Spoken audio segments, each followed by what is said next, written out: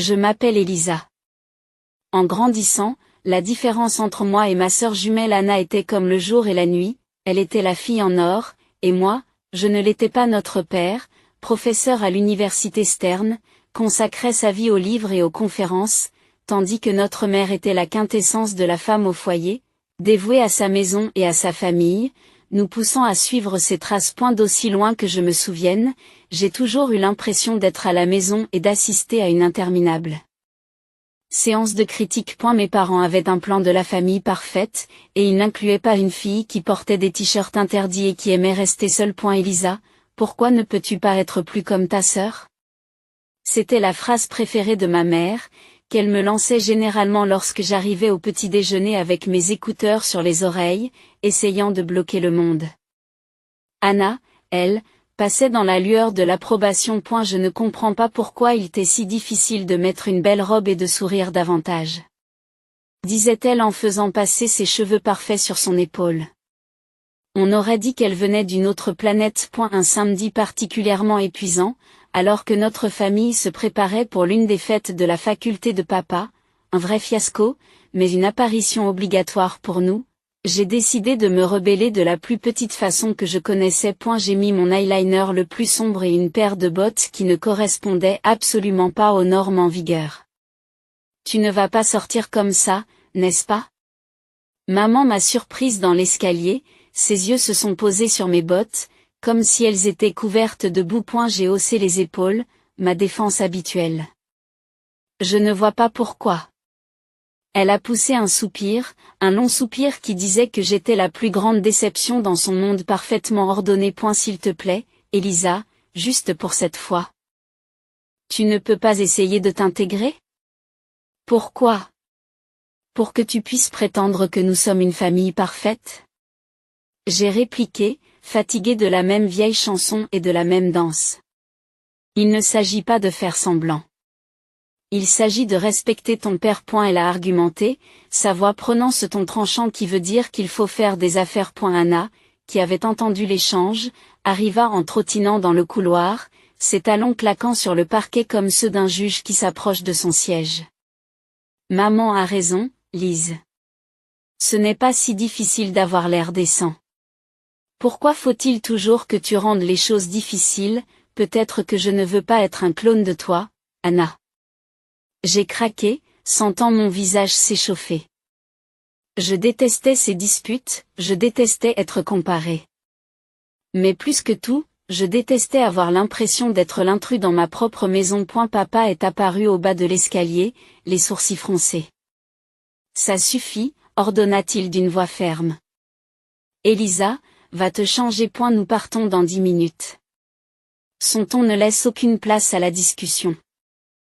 Il n'a pas crié, il n'en avait pas besoin. Et la déception dans ses yeux a suffi à me faire retourner dans ma chambre, à troquer mes bottes contre des chaussures plates et à effacer la moitié de mon eyeliner. Sur le chemin de la fête, la voiture était silencieuse, à l'exception de la musique classique que papa insistait pour jouer parce qu'elle était apaisante. J'ai regardé par la fenêtre, les arbres s'estompant. À ce moment-là, je me suis promis qu'un jour, je vivrais une vie où personne ne pourrait me dire quoi porter, comment agir ou qui être. Un jour, je serais libérée de l'écho de ces attentes. Et ma chambre était le seul coin de la maison où je pouvais faire semblant d'être ailleurs, n'importe où. Contrairement au reste de la maison, qui était remplie des choix de mes parents, ma chambre était la mienne. Ce n'était pas grand-chose. Juste 4 murs couverts de croquis et d'affiches de musique, mais c'était mon échappatoire à la réalité des attentes de ma famille. Un soir, alors que j'essayais de me perdre dans une playlist de mes groupes préférés, papa a frappé à la porte et est entré dans ma chambre, son visage affichant un froncement de sourcils familier. Elisa, baisse le son. Et pourquoi n'as-tu pas étudié avec Anna aujourd'hui? Tu sais que vous avez toutes les deux des examens à passer, dit-il d'une voix sévère. J'ai retiré un écouteur et je l'ai regardé en essayant de garder une voix égale. J'ai étudié, mais pas avec Anna. J'ai mieux appris tout seul. Papa a secoué la tête, n'y croyant manifestement pas. Tu connais les règles. Ta sœur a de bonnes notes et tu devrais faire de même. Je ne vois pas pourquoi tu dois toujours rendre les choses difficiles. Il ne s'agit pas de rendre les choses difficiles, dis-je, de plus en plus frustré. Je ne vois pas pourquoi je dois suivre la façon de faire d'Anna. Je ne peux pas avoir ma propre façon d'étudier? Il n'a pas répondu à cela, il a juste changé de sujet de plainte. Tes amis, je t'ai vu avec eux au café hier. Je ne pense pas qu'ils aient une bonne influence. Tu devrais plutôt passer du temps avec les filles de mes collègues. Elles sont plus appropriées. J'ai senti mon humeur monter. Convenable, pourquoi? Pour toi. Parce qu'elles parlent d'économie et font semblant d'aimer ces réunions universitaires ennuyeuses? Avant qu'il n'ait pu répondre, maman est apparue dans l'embrasure de la porte, la voix tranchante. Elisa, ton père a raison. Ces filles viennent de bonnes familles. Elles savent comment se comporter. Elles sont le genre d'amies que tu devrais avoir. Je me suis levée, leur faisant face à toutes les deux. Et si je ne veux pas d'amis choisis pour moi, et si je voulais choisir mes propres amis, choisir ce que j'étudie, ou même ce que je veux être? Ça suffit, Elisa, dit maman d'un ton définitif. Tu sais que ton avenir est à l'université. Ton père s'en est assuré. Quand tu auras obtenu ton diplôme, tu devras commencer à penser à t'installer. Nous en avons déjà parlé. S'installer. Les mots restaient en suspens, comme une condamnation à perpétuité. Tu veux dire, commencer à penser à devenir la femme de quelqu'un?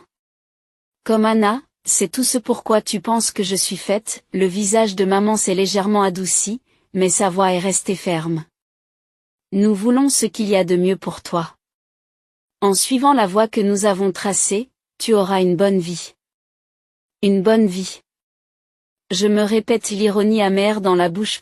Est-ce une bonne vie si c'est l'idée que quelqu'un d'autre se fait de la bonne vie? Personne n'a répondu à cette question. Il n'en avait pas besoin. Nous savions tous qu'il ne servait à rien de discuter. Ils avaient leur plan, et ils s'attendaient à ce que je m'aligne, tout comme Anna. Anna et moi étions comme les deux faces d'une même pièce, toujours ensemble, mais jamais sur la même longueur d'onde. À l'université, où papa enseignait, les différences entre nous sont devenues encore plus évidentes. Elle était spécialisée dans la gestion d'entreprise, l'enfant chéri, toujours en train d'acquiescer pendant les cours, posant des questions intelligentes qui faisaient hocher la tête des professeurs.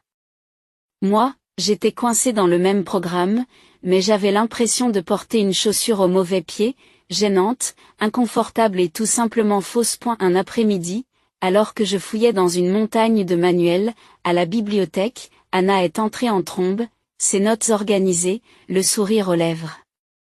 Et, Lise, tu viens au groupe d'études ce soir, le professeur Hall a dit qu'il passait, ça pourrait être bien qu'on se montre. Dit-elle d'un ton léger, mais insistant. J'ai levé les yeux, sentant le poids de ses attentes. Non, je ne crois pas. Ce n'est pas vraiment mon truc, tu sais. Elle fronça les sourcils, posant ses livres avec un bruit sourd qui correspondait à sa désapprobation. Il ne s'agit pas que ce soit ton domaine, Lise. Il s'agit de faire bonne impression. Il faut que tu commences à prendre ça au sérieux. On va bientôt être diplômé. J'ai haussé les épaules et je suis retournée à mes notes. Je prends les choses au sérieux, mais pas d'une manière qui me rendrait malheureuse. Pourquoi faire semblant? Parce que, Lise, il faut parfois jouer le jeu pour avancer. Tu crois que j'aime tout ça? Elle fait un geste pour montrer ses cahiers d'exercices parfaitement classés et ses notes codifiées par couleur.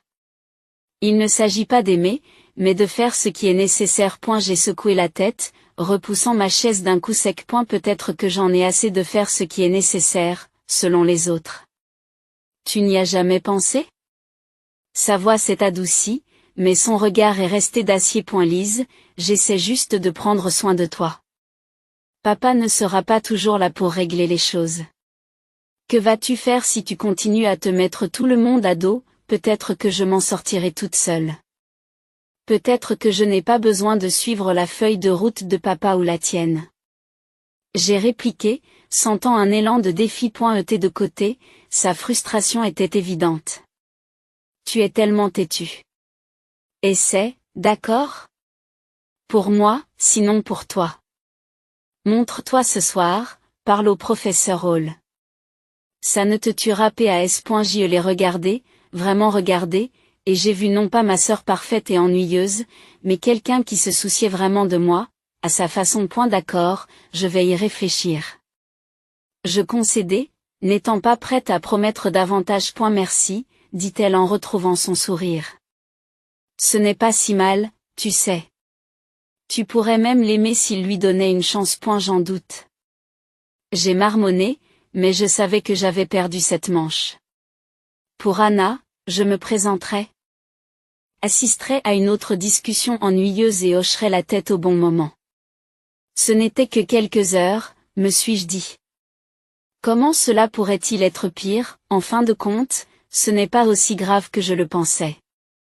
Le professeur Hall était étonnamment intéressant lorsqu'il ne donnait pas de cours depuis un podium. J'ai même posé une question, ce qui m'a valu le regard d'Anna. Plus tard, alors que nous retournions à notre dortoir, Anna m'a donné un coup de coude. Vous voyez, ce n'est pas si terrible, n'est-ce pas? Cette fragilité n'a cependant pas duré longtemps. Au cours de notre dernière année, Anna nous a présenté son fiancé, un avocat de 10 ans, son aîné, déjà bien établi, et exactement ce dont nos parents rêvaient. Maman et papa étaient aux anges, félicitant Anna d'avoir fait un choix aussi judicieux, et ils ont immédiatement tourné leurs yeux pleins d'attente vers moi. Maintenant, Elisa, c'est à toi de trouver quelqu'un qui te convienne. Dit mon père un soir au cours du dîner, son ton laissant entendre que mon temps était compté. Maman a hoché la tête avec enthousiasme, planifiant déjà ma vie, comme s'il s'agissait d'un autre de ses projets domestiques bien organisés. Pense à ton avenir, ma chérie. Quelqu'un qui peut subvenir à tes besoins, qui a une bonne réputation. Je me souviens d'avoir regardé mon assiette, sentant les murs se refermer sur moi. Le mariage d'Anna a été minutieusement organisé par maman dans les moindres détails, des robes des demoiselles d'honneur aux arrangements floraux, illustrant sa vision parfaite du prestige familial. Après le mariage, maman rendait souvent visite à Anna, lui prodiguant des conseils et veillant à ce que sa vie se déroule comme elle l'avait orchestré. En voyant cela, j'étais sûre d'une chose, je ne voulais pas que ma vie soit façonnée par les mains de quelqu'un d'autre. Un jour, je marchais dans la rue, perdue dans mes pensées sur la façon d'échapper à la vie que mes parents avaient imaginée pour moi. Lorsque j'ai entendu le grondement profond d'une moto qui s'approchait. La curiosité m'a poussé à m'approcher du bruit. C'est alors que je l'ai vu, Jake, avec son blouson de cuir et son sourire insouciant, s'arrêter à côté de moi. Tu as l'air d'avoir besoin d'une balade, a-t-il dit dans le rugissement du moteur, une lueur d'espièglerie dans les yeux. J'ai hésité, jetant un coup d'œil vers le chemin de la maison, puis vers sa main tendue. Qu'est-ce que j'ai à perdre? Bien sûr, pourquoi pas? Répondis-je, ma voix mêlant nervosité et excitation. En grimpant à l'arrière de son vélo, j'ai ressenti une poussée d'adrénaline tandis que nous filions à toute allure. Le vent fouettait mes cheveux, pour la première fois depuis longtemps, j'ai ri, vraiment ri. Jake a crié quelque chose à propos de me montrer son monde, et je me suis accroché plus fort, ne voulant pas que ce moment se termine. Nous nous sommes arrêtés dans un restaurant fréquenté par des motards. Autour de hamburgers et de frites, Jake m'a parlé de sa vie de soudeur, de sa passion pour les motos et de son amour pour la route. C'était tellement différent de tout ce à quoi j'étais habituée, brut et réel. Tu n'as pas peur de vivre comme ça? J'ai demandé, ma voix s'élevant à peine au-dessus du bruit des assiettes et des bavardages autour de nous. Peur? Non, c'est passionnant. On ne sait jamais ce qui nous attend. Ce n'est pas mieux que d'avoir tout planifié pour toi? Il m'a répondu, ses yeux s'illuminant à chaque mot. Au cours des semaines suivantes, nous nous sommes rencontrés, secrètement. Chaque trajet sur la moto de Jake m'éloignait de la vie que j'étais censée vivre et me rapprochait de celle que je voulais. La vitesse, l'aventure, ce n'était pas seulement une question de sensations fortes. Il s'agissait de se sentir vivant, de se sentir libre. Un soir, alors que nous regardions le coucher de soleil depuis un point de vue isolé, Jake s'est tourné vers moi. Elisa. Je ne fais pas du vélo uniquement pour m'évader. Je roule pour me sentir vivant, pour que chaque instant compte. Avec toi, chaque instant a l'air de valoir quelque chose. Je me suis penché sur lui, mon cœur battant la chamade. Je n'ai jamais ressenti cela auparavant. Tu me fais me sentir libre, Jack. Elle a souri et m'a rapproché de lui. Alors ne revenons pas à la simple existence. Vivons. 6 mois avec Jack m'ont semblé être une vie entière de moments dont j'avais toujours rêvé. Le jour où il m'a demandé en mariage, sous les étoiles, avec le doux grondement de sa moto en arrière-plan, mon cœur a crié oui, avant même que ma bouche ne puisse former le mot. Tout était parfait, à l'exception d'un obstacle imminent, mes parents. J'ai lutté contre la peur de leur présenter Jack. Il était tout ce qu'ils désapprouvaient, ses aspérités, son esprit sauvage, sa vie de soudeur, simple mais satisfaisante. Mais l'amour a renforcé mon courage et j'ai décidé qu'il était temps qu'il sache. Le jour où j'ai ramené Jack à la maison, il était vêtu de son habituel gilet de cuir, d'un t-shirt noir, d'un jean déchiré et d'un bandana. C'est ce que j'aimais chez lui, il n'hésitait pas à se mettre en avant. Nous avons marché dans l'allée et je pouvais déjà sentir le poids du jugement de mes parents. Lorsque nous sommes entrés, le visage de ma mère a pâli à la vue de Jack, ses yeux se sont écarquillés sous le choc. Qu'est-ce qui se passe, Elisa? Elle a halté, sa voix était à peine un murmure. La réaction de papa fut plus dure, ses mots tranchants comme des couteaux. Qui est-ce, et pourquoi est-il habillé comme un PD dans notre maison? J'ai pris une grande inspiration, pour calmer mes nerfs. Maman, papa, c'est Jack. C'est l'homme que j'aime. Nous allons nous marier. Leur silence était assourdissant. Puis papa s'est tourné vers Jack, le ton empreint de dédain. Marié, que fais-tu dans la vie, jeune homme? Quelles sont tes qualifications, Jack, béni soit-il? N'a pas hésité. Je suis soudeur. J'ai suivi des cours spécialisés après le lycée. Je travaille dur et je gagne honnêtement ma vie. Le regard de mes parents était un mélange d'horreur et d'incrédulité. Maman semblait sur le point de s'évanouir. Un soudeur? Elisa, tu n'es pas sérieuse. Et la voix de papa s'élève, la colère monte. Tu t'attends à ce que nous donnions notre bénédiction à cela? Qu'on gâche ton avenir pour un soudeur? J'ai senti ma détermination se durcir. Oui, parce qu'il me rend heureuse. N'est-ce pas ce qui devrait compter, mais la vie que tu mèneras? Maman commença, la voix tremblante. Ce sera la vie que je choisirai. J'ai répliqué, ma voix prenant de la force. Papa a secoué la tête, sa décision était claire.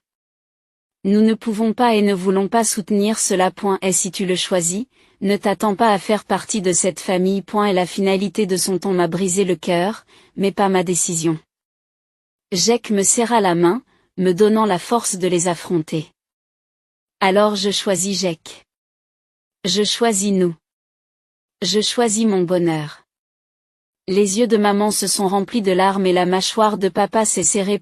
Et si tu pars avec lui, ce n'est pas la peine de revenir.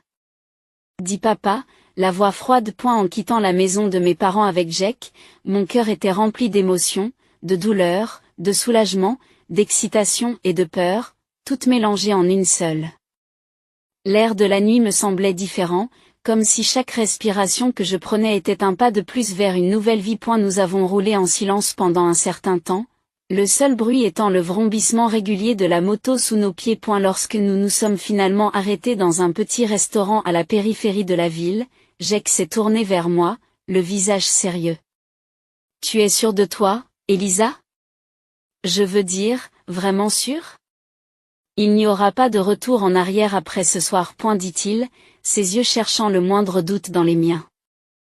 J'acquiesçai, serrant sa main avec force. Je n'ai jamais été aussi sûre de quelque chose. Être avec toi, c'est bien. C'est ce que je suis censée faire. Et elle a souri, ce sourire insouciant et charmant qui m'avait conquise dès le premier jour de notre rencontre.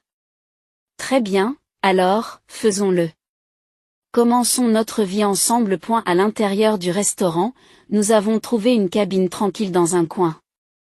La serveuse nous a apporté 2 cafés sans rien demander, et nous nous sommes assis là, planifiant nos prochaines étapes.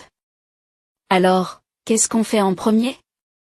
Demandai-je en versant de la crème dans mon café, le regardant tourbillonner et se mélanger. Nous devons trouver un endroit où loger, au moins pour un certain temps.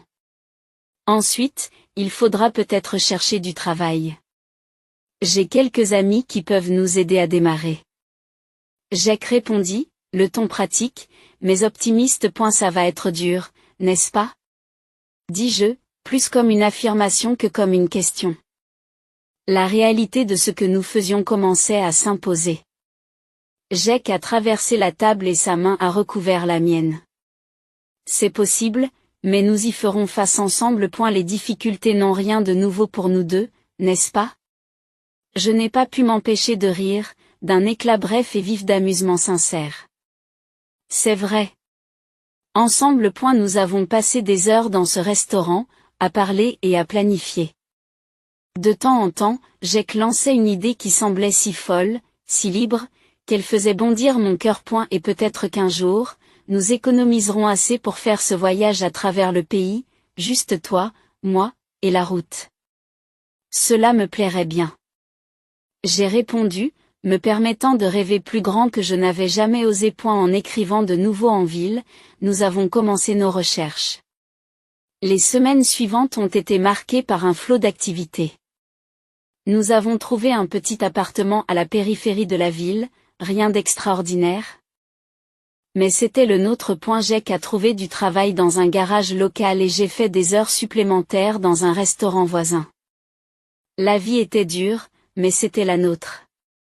Nous nous sommes contentés de ce que nous avions, et chaque soir, lorsque nous rentrions à la maison, nous avions l'impression d'avoir tout ce qu'il fallait. Quelques mois plus tard, nous avons décidé qu'il était temps d'officialiser notre union et nous nous sommes mariés lors d'une petite cérémonie intime.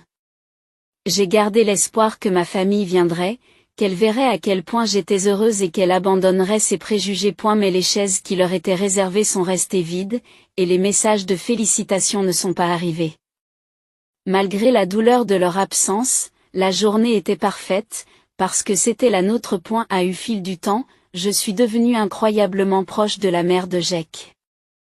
Elle m'a accueilli à bras ouverts, m'appelant sa fille, comblant les vides laissés par ma propre famille.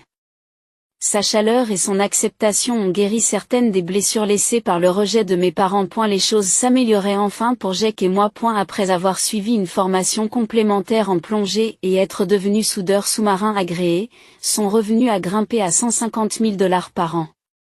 Ce changement a fait toute la différence. Nous avons réussi à acheter une maison de ville dans un quartier agréable, le genre d'endroit dont j'avais toujours rêvé, mais que je n'avais jamais pensé habiter un jour. J'ai commencé à travailler comme dispatché dans l'entreprise de Jack. Ce n'était pas seulement un travail, j'avais l'impression de faire partie de quelque chose d'important, de soutenir l'homme que j'aimais et de construire notre avenir ensemble. Les week-ends, nous nous échappions de la ville sur son vélo, en empruntant des routes sinueuses et en admirant des vues à couper le souffle sur la nature. Ces moments, avec le vent dans mes cheveux et sa chaleur contre mon dos, étaient un pur bonheur. Vivant à proximité, ma belle-mère est devenue une visiteuse fréquente. Un après-midi, alors que Jack bricolait dans le garage et que je nous préparais un café, elle est arrivée, l'air un peu troublé. Il y a eu de mauvaises nouvelles, dit-elle en s'installant à la table de la cuisine. Il s'agit d'un professeur de l'université impliqué dans un scandale de harcèlement. Mon cœur a battu la chamade. Oh! Ils ont dit de qui il s'agissait? J'ai essayé de garder ma voix stable, redoutant la réponse. Elle a secoué la tête. Non, ils n'ont pas mentionné de nom à la radio, mais tu sais comment ça se passe. C'est probablement déjà à la télé. J'ai allumé la télévision et j'ai regardé les nouvelles. Bien sûr, il y avait un reportage sur le scandale, et comme je l'avais craint, le visage de mon père apparaissait à l'écran. Le présentateur détaillait les accusations portées contre lui et je sentis une vague d'incrédulité m'envahir. J'éteignis la télévision et m'assis lourdement, essayant de digérer la nouvelle. Jack est entré, s'essuyant les mains sur un chiffon, et a vu mon visage. « Qu'est-ce qui ne va pas, bébé ?»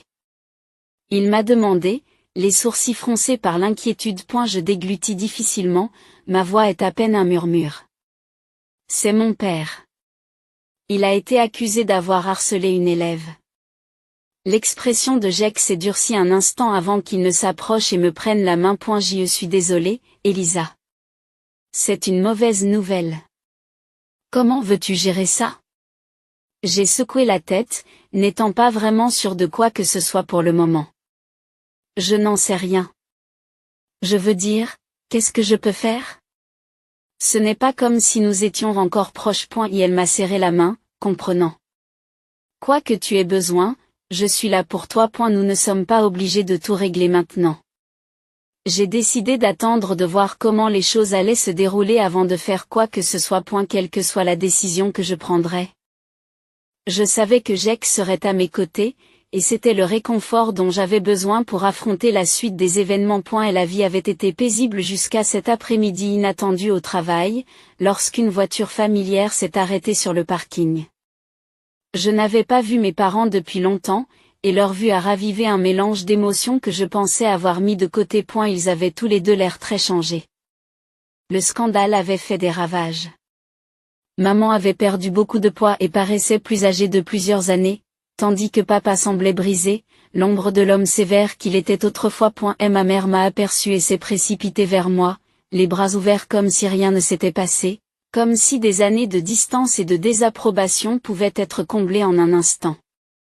Mais je ne pouvais pas la prendre dans mes bras, pas maintenant. A eu lieu de cela, j'ai reculé et pris la main de Jake, cherchant de la force dans sa présence. Elisa, j'ai eu beaucoup de mal à te retrouver, dit maman, la voix brisée par l'émotion. Papa, toujours aussi bourru, est allé droit au but, la voix dure et amère.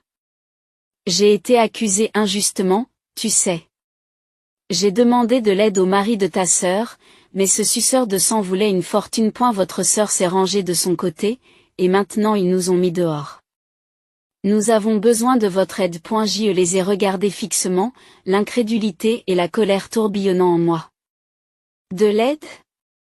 Après toutes ces années, vous vous présentez et demandez de l'aide, nous n'avons nulle part où aller, dit la mère d'une voix désespérée. Ils nous ont aussi reniés. On s'est dit qu'on pourrait peut-être rester avec toi. J'ai failli rire devant l'absurdité de la situation. Rester avec moi? Après m'avoir renié? Tu m'as fait comprendre que je n'étais plus ta fille. Le visage de papa est devenu rouge, son vieux caractère s'est enflammé. Tu nous es redevable, Elisa? Après tout ce que nous avons fait pour toi. C'est là que tu te trompes, interrompis-je, sentant Jake serrer ma main pour me soutenir. Je ne vous dois rien. Tu m'as jeté dehors parce que j'ai préféré mon bonheur à tes exigences. Et maintenant, tu veux quoi? Emménager et faire comme si nous étions une famille? La situation s'envenimait et je voyais les gens regarder, un attroupement commençait à se former. Maman s'est mise à pleurer, ses sanglots étaient bruyants et attiraient encore plus l'attention. Tu es ingrate, après tout ce que nous avons fait pour toi, a-t-elle accusé à travers ses larmes. J'ai pris une grande inspiration, ma décision était claire. Non, maman. Je ne suis pas ingrate. Je suis libre. Et heureuse. Tu as fait tes choix, et maintenant tu dois vivre avec. Alors que nous nous éloignons, j'ai entendu mon père crier, mais Jake s'est penché et a discrètement prévenu l'équipe de sécurité. Les mois suivants ont filé, remplis d'amour et de paix. Nous avons accueilli un fils, un nouveau départ dans notre famille qui s'agrandissait. Je leur ai dit fermement, ne les laissez pas revenir ici. Mes parents ne sont jamais revenus. Ce jour-là, dans le parking, est le dernier que j'ai vu d'eux, et bien qu'une partie de moi ait pleuré pour ce qui aurait pu être, je savais que j'avais fait le bon choix pour moi et pour ma famille.